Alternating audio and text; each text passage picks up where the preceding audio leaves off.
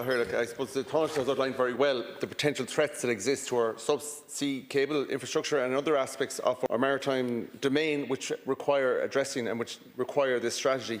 One other recommendation that came from the report of the Commission of the Defence Forces was that the powers required by the Naval Service for effective enforcement in support of national security in the maritime domain should be addressed, as there appears to be some inconsistency between pieces of legislation in this area. And I'm just wondering if the Tánaiste has any plans to address that issue. There seems to be an inconsistency between the Sea Fisheries and Maritime Jurisdiction Act and the Maritime Security Act 2004, the Maritime Safety Act 2005. And I'm just wondering, is there the necessity for a consolidating piece of legislation in this area?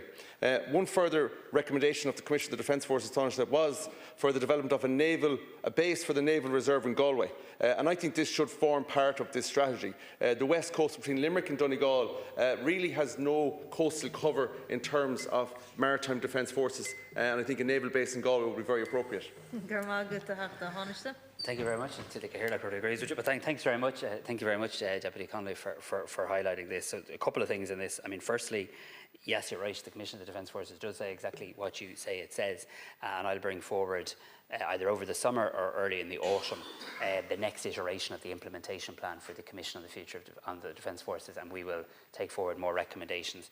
We're also looking at a new national security plan for Ireland more broadly, and the purpose of that, coordinated by the Department of the Taoiseach, is to ensure that there are no silos or, as you say, overlapping pieces of legislation, and the maritime situation can also be considered in that context. On the issue of the naval base, I'll speak directly to the Defence Force leadership and get their sense in relation to that, but there will absolutely be a need for more naval bases in our country. Of that, there is no doubt. I just want to say, finally, in the time available to me, getting this strategy right is so important. I mean, we live in a country where around 78% of our energy needs are imported on ships or via pipelines. Around 90% of our trade is transported by the sea, and 95% of international data and voice transfers are routed through our undersea fibre optic cables, and the majority of transatlantic data passes through the cables situated in Ireland's economic exclusive zone. And I welcome that you will engage with the Defence Forces personnel regarding the reserve for the naval defence in Galway. As I said, there is very little coastal coverage for naval defence forces between Limerick and Donegal. It's quite a wide area. Some of the subsea cables that you refer to come into the country through Galway, including some of the transatlantic ones, and indeed north of Galway as well. I think there is a cable that comes in County Mayo.